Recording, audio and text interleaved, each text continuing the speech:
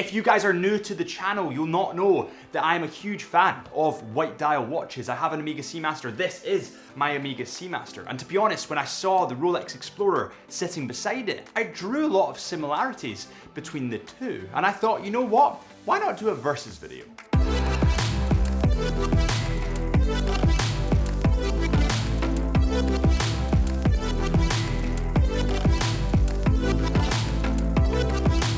Welcome back to Time in the Wrist at Chisholm Hunter. My name is Harrison, as always, and today we have the Rolex Explorer II, the polar dial, and the OMEGA Seamaster 300M white dial. Now, there's lots of similarities between these two watches, and there's of course lots of differences. So let's figure out who comes out on top. Right, so let's get straight into this versus video. The watches sitting beside me both come in at 42mm in diameter. So both of these watches are chunky watches and there's not really a comparison there, although I would say that the OMEGA Seamaster wears a little bit bigger than the Rolex Explorer. And that might be down to the thickness, but let's have a look at that. Let me get a toolkit, which should actually be right where I left it, and let's have a look. Let's begin with the OMEGA Seamaster, my OMEGA Seamaster. Now, remember that this actually does have the NATO strap on it, which will push the face up of the watch even more. So if you want a NATO strap, it will make it that little bit thicker, but I'm just gonna go under the NATO strap here so you can see it without that added thickness, if you will. This comes in at 13mm in thickness, maybe just above 13mm in thickness. So let's have a look at the Rolex and see how they compare. Now, this is an interesting one because the Rolex actually comes in, according to our digital calipers, at 12.3, maybe 12.4, 12.5 at a push in thickness. So actually, this is a thinner watch than the OMEGA Seamaster. And personally, I prefer thinner watches. It's just because I have 6.5-inch wrists, so they just sit a little bit closer to the wrist and a little bit more comfy on my wrists personally. Also, on a personal level, I do a lot of travel. I do a lot of hill walks, I do a lot of climbing, and when I do these outdoor activities, I want something that will sit closer to the wrist. And the reason for that is because when it sits a little bit higher up, you're more likely to knock it and bash off of stuff. So, 1 point to Rolex. Both of these Both of these models come in stainless steel, which of course is an extremely bright metal, and it's probably one of the most common metals you can get on the market at the moment. Now, stainless steel is probably my favorite metal, closely followed by titanium at the moment. Now, the titanium and steel kind of overtake each other quite a lot, and I do think there'll be a titanium model in my collection personally soon. But we'll wait and see. Now, something that's interesting about both of these models is they both have a combination of polished and brushed, but they both have very different aesthetics, very different takes on the polished and brushed. For example, the lugs on the Rolex are brushed, whereas the predominant amount of lug on the OMEGA is polished. So I suppose it's your personal preference here, but when you shine polished metal in the light, it shines so much brighter than brush does. And this contrasts with the dial and especially the black bezel on the OMEGA a lot more. So that's 1 point to OMEGA. The bracelet on the Rolex Explorer II is made from brushed steel with no polish running down through it. And it's kind of like a 3-link feel. Now, it has a safety latch just here and a deployant clasp at the back, which is extremely easy to use. Now, I've obviously changed my OMEGA strap to the NATO strap, and I've previously had the rubber strap on it. But for the subject of this review, let's just pretend it's the stainless steel bracelet. I prefer the Rolex's 3-link feel rather than the combination, that 5-link combination of brushed and polished from OMEGA. I just think the Rolex is a little bit cleaner from my personal point of view. Now, I'd love to hear your thoughts on this, but I do prefer Rolex here, so that's a point to Rolex. With that said, when it comes to a NATO strap or when it comes to a rubber strap, the OMEGA pulls off, whereas in my opinion, the Rolex Explorer, well, it doesn't. And let me show you why for a second. I got up an image really quick just to show Drew in the studio. This is it here on the rubber strap. Now, that to me, it's just not very sexy. I'm just not that keen. Now, let's get the Rolex Explorer on the scales and see how much it weighs and then compare that with the, compare that with the OMEGA. So, the Rolex Explorer comes in at 163 grams.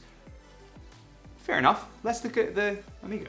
Now, we're not going to put the OMEGA Seamaster on the scales because it has the NATO strap on instead of stainless steel, but from a previous review that we did where the OMEGA had every single link, the full bracelet, it came in at 194 grams. That's like a 30-gram difference in weight between the Omega and between the Rolex Explorer. Do you prefer a more hefty watch, or do you prefer something a little bit lighter? To be honest, this is personal preference, but when I buy an expensive watch, I quite like a little bit of heft. Now we get onto the bezels of each of these models. Now, there's pros and cons to each of these bezels, and I'm going to start with the Rolex today.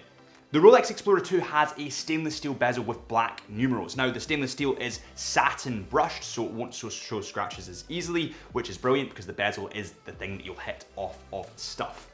But what I would say here is that stainless steel bezels are a dying breed. If you look across the industry, you will find very, very few stainless steel bezels.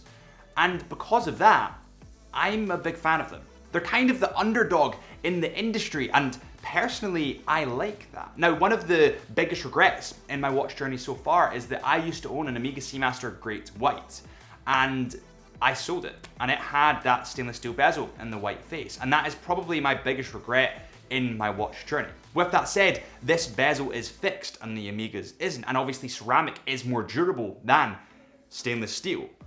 So I'd say it's kind of even. I mean, I'm biased towards the Rolex because I like stainless steel, but statistically and functionality wise, the OMEGA Seamaster's bezel's better.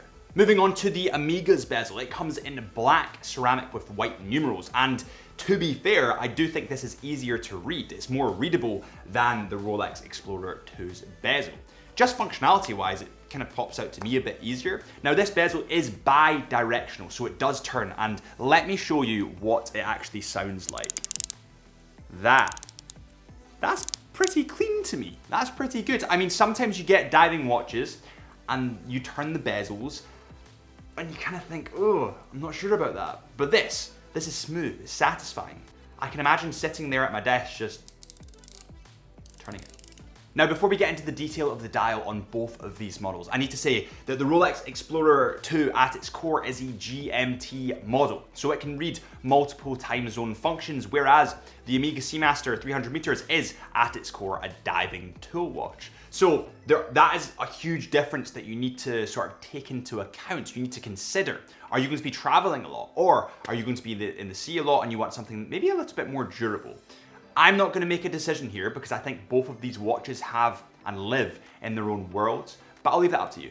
There is something that I totally forgot to cover, I'm not going to lie, the crowns and the helium escape valve, of course, on the OMEGA Seamaster. Now, the crown on the Rolex Explorer is a lot shorter and a lot more stubby than the OMEGA Seamasters, and I would argue that the OMEGA Seamasters is actually easier to turn than the Rolex Explorer II. So, in my opinion, the OMEGA Seamaster works here. However, the thing that will get people, the thing that people kind of have a tiff about most of the time is the helium escape valve on the OMEGA Seamaster. Now, of course, the Rolex Explorer II doesn't have this. This is iconic to Omega. I wouldn't change it because I love the look of it. At a glance, I know it's an Omega, but I know that a lot of people don't like it. A lot of people do, but a lot of people don't. So I understand both sides of the argument. I'll leave that one to you as well, because I can't really make that decision. I'm totally biased, I own one. Listen, guys, if it wasn't for Chisholm Hunter, we would not be here creating this content for you guys. So if you want either of these models, then please click the link below, head to Chisholm Hunter's website and have a closer look. Also, I just want to thank you genuinely for watching these videos and being so supportive. The channel has been through a huge growth spurt recently, and it's because of this brilliant community. So from the bottom of my heart, thank you, and if you could subscribe, it would really help. Getting into the dial detail on both of these models, and this is where some real big differences begin to show. And let's begin with the OMEGA Seamaster. So the dial on the OMEGA Seamaster, of course, has a wave motif running through it, and it's kind of a metallic-y white color. I wouldn't say that it's fully white, it's more metallic, I would say. Now, the wave motif adds depth to me, and when we look at the Rolex Explorer II, it has a flat, matte white dial. So if you like cleaner dials, then I would go with the Rolex Explorer II. But if you like more depth on dials, then I would go with the Omega. Now, I am biased. Personally, I like more depth on dials. I think it adds a premium to watches. So I would go with the Omega. I'm gonna give Omega a point here. When it comes to the hands on both of these models, there is again a huge stylistic difference. The blackened hands, the skeletonized blackened hands on the Omega, to me, are very, very attractive. But again, they're kind of like Marmite to some people. We were actually at an Omega VIP event in Edinburgh, our showroom in Edinburgh, the Chisholm Hunter showroom, and a lot of people didn't like the skeletonized hands. A lot of people did. So it's kind of a personal thing here. When you look at the Rolex Explorer II's hand, they're bold, they're bulky, and they're not skeletonized. They're filled with superluminova, and they have an orange GMT hand. I'm a fan of the orange GMT hand, but I think I prefer the style of the skeletonized hands in the Omega. So I would go with Omega, but I'd also give Rolex a point for the GMT orange hand because that orange stands out so much against that white dial. This is quite difficult.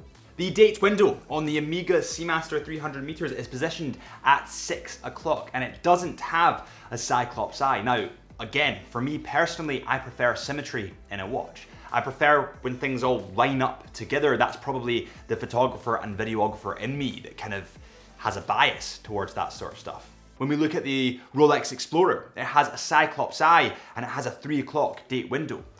I'm not keen on 3 o'clock date windows and I'm not very keen on Cyclops eyes. It's not a negative because I know it's a nod to Rolex's history and I know people like that, but I just prefer Omega here. The indices on each of these models is extremely similar. I'm not gonna lie, I don't even think there's much of a comparison there. Now, they obviously are filled with superluminova and the hands are as well. And there's actually a dot of superluminova on the bezel of the Omega, but not on the bezel of the Rolex Explorer II. And that's because the Omega is a fully functioning dive watch. We'll take a look at the lume a little bit later, but let's talk about the text on the dial and a little detail or two.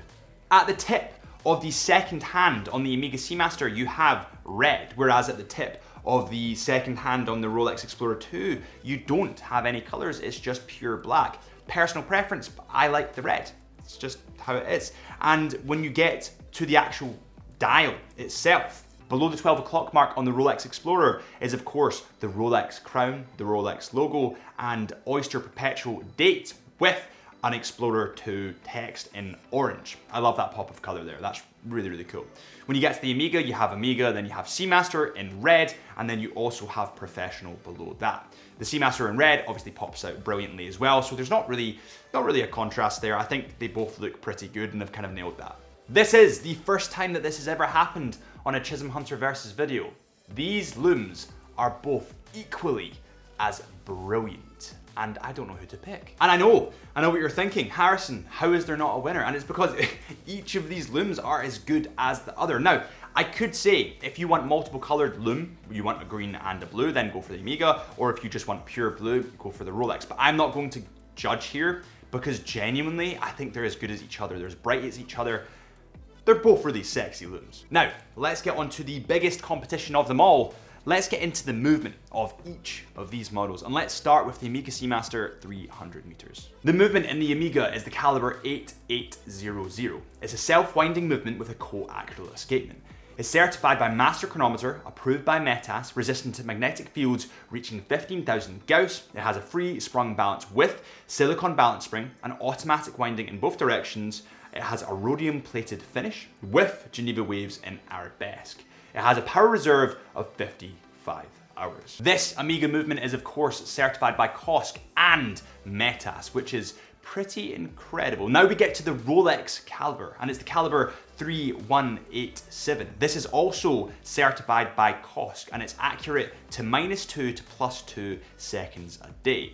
It has a bi-directional rotor, and it has a paramagnetic blue parachrome hairspring, a Paraflex shock absorber, and obviously the functions include hours, minutes, seconds, date, and a 24-hour GMT hand. It has a 30.97mm diameter, a height of 6.47mm, and a power reserve of 48 to 50 hours. It has 31 joules and beats at a frequency of 28,800 VPH. Now, there are two more little details we need to cover before we get to the conclusion of who wins this battle, the survival of the fittest. Now, Omega has a 300m water resistance.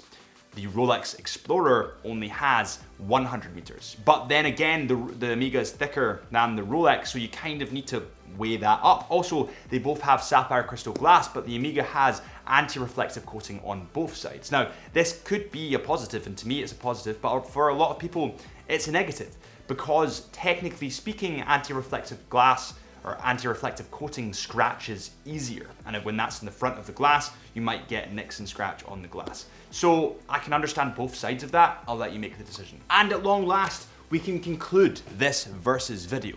Both of these watches are phenomenal. I have to say this, I have a soft spot for the Omega, of course, because I own one, but statistically speaking, functionality-wise, the Omega is dominant here.